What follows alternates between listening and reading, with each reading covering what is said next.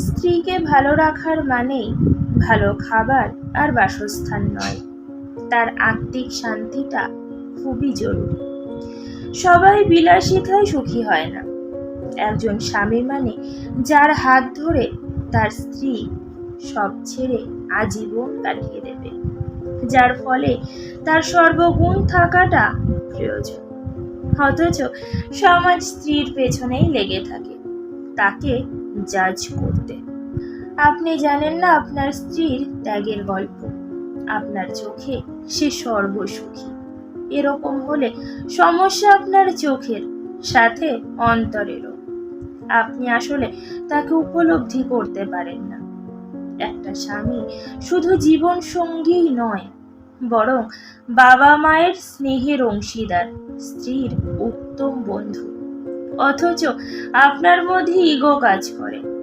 স্ত্রীর উপদেশ যদি শুনতে শরীর জ্বলে, তাহলে বুঝে নিন শয়তান আপনাকে অহংকারে কাবু করে রেখেছে।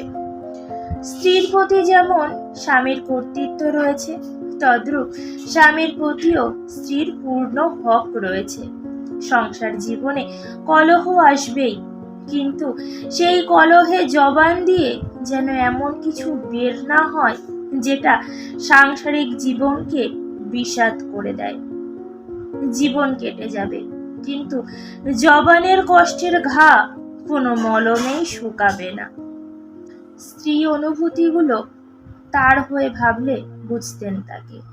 বিশ্বাস করুন, জগতের সব নারী ভালোবাসা, আদর ও আহ্লাদের কাঙাল।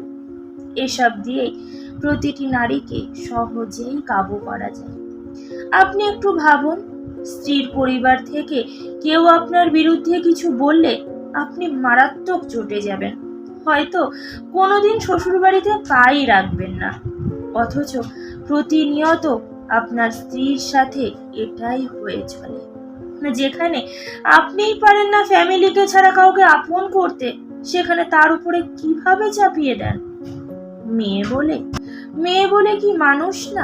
আপনি যে মায়ের সন্তান, সেও তো মায়েরই সন্তান, বরং বাবার রাজকুমারীও। আচ্ছা, কোন আইনে লেখা আছে একটা মেয়েকে সব সহ্য করতে হবে? না রাষ্ট্রীয় আইন, না ইসলামিক শরিয়াহ।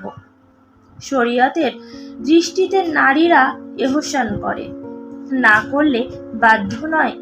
স্ত্রীকে সম্মান দিতে শিখুন, কেননা আল্লাহর কাছে ওই ব্যক্তি উত্তম যে তার স্ত্রীর নিকট উত্তম।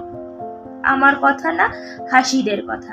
একজন স্বামীকে খুব বেশি সাপোর্টিভ হতে হয়।